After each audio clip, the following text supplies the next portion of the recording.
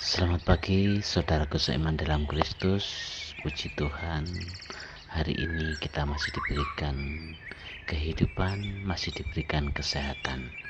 Marilah kita siapkan hati dan pikiran kita untuk mendengarkan firman Tuhan. Tuhan beserta kita sekarang dan selama-lamanya.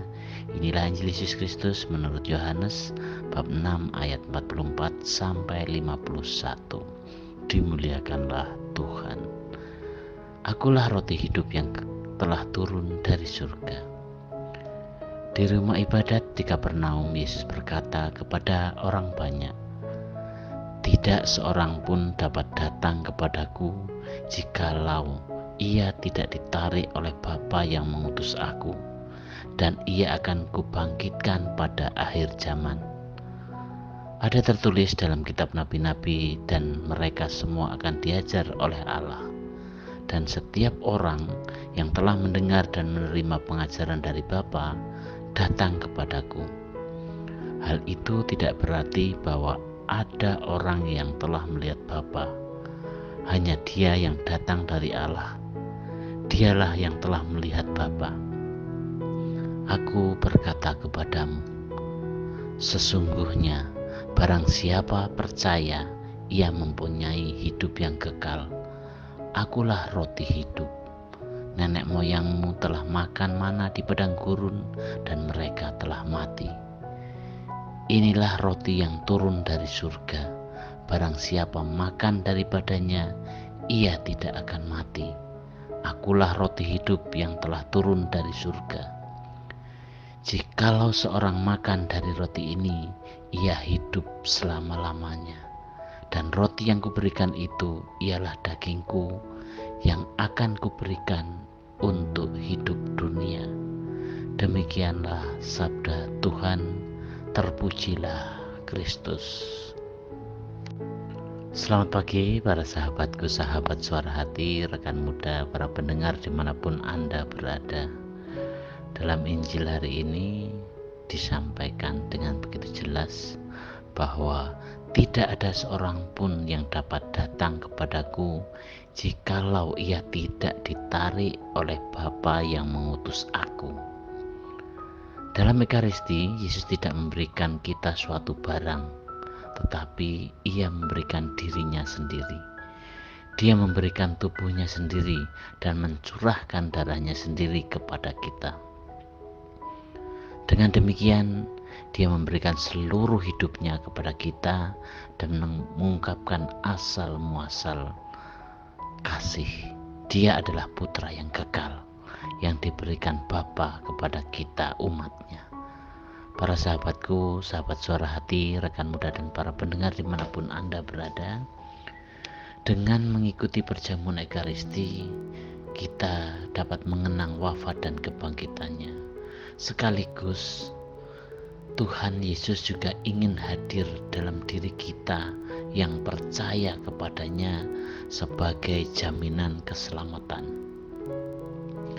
Dengan mengikuti perayaan Ekaristi, maka itu berarti mau menerima Allah sendiri dan akan mendapatkan buah penebusan, yaitu hidup abadi atau hidup kekal.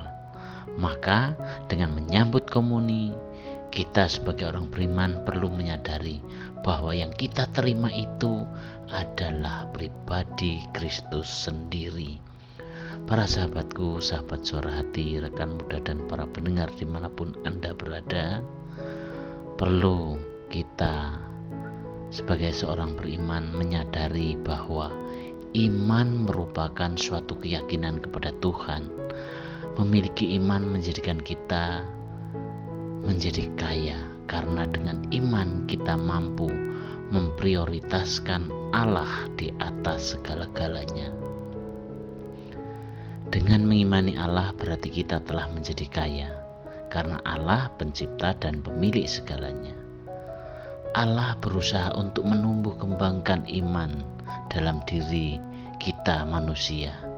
Allah mengajari manusia baik melalui para nabi, di mana melalui para nabi manusia diharapkan bisa memahami akan pesan Allah, pesan keselamatan.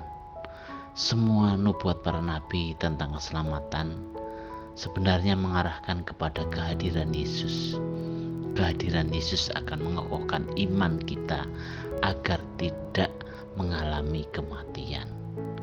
Yesus menjamin agar manusia tetap kaya akan iman hingga ia menyatakan dirinya sebagai roti hidup.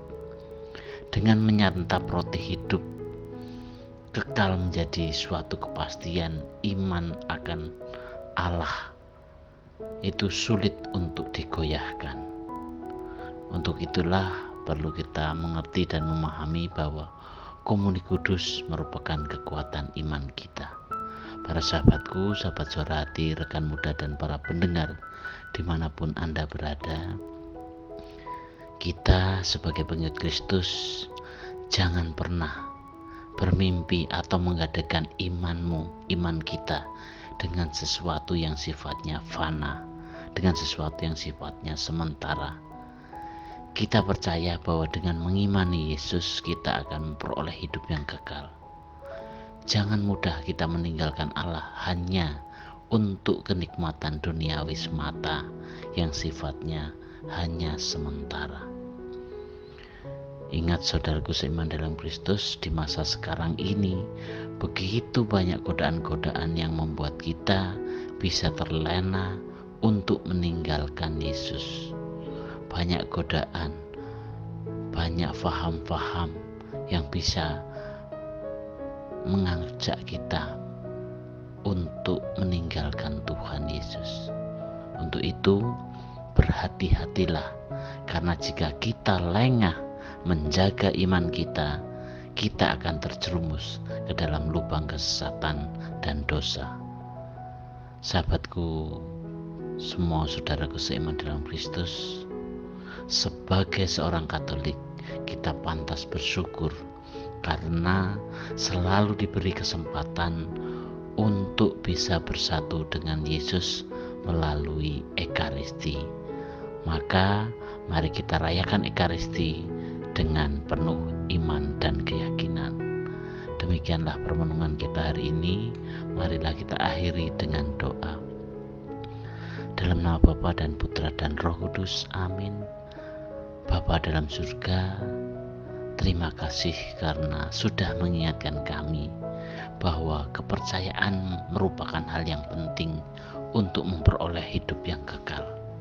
Semoga kami semakin percaya kepada Yesus sebagai juru selamat kami.